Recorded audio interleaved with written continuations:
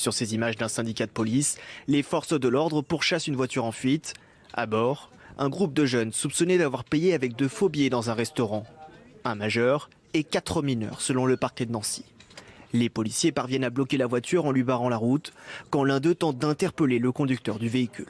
Il essaye de menotter en général le bras droit pour le faire sortir du véhicule. C'est des techniques enseignées par nos moniteurs. Sauf que là, ce véhicule, en fait, il est encore un peu en mouvement, au ralenti certes. Du coup, le collègue, pour ne pas être blessé, eh bien, abrite ses jambes pour ne pas être blessé dans le véhicule. Selon le parquet de Nancy, l'un des policiers tire avec son arme et tente d'empêcher la fuite du véhicule, sur lequel l'un de ses collègues s'est accroché. S'ensuit une course-poursuite durant laquelle l'agent est traîné sur plusieurs centaines de mètres avant que la voiture ne soit immobilisée suite à une collision.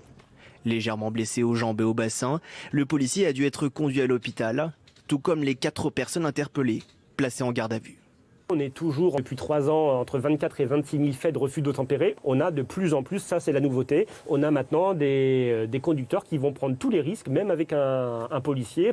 Dans un communiqué, le syndicat alternatif Police-CFDT a fait part de son indignation. Il demande des peines plus lourdes envers ceux qui s'en prennent à l'intégrité physique des agents de la force publique.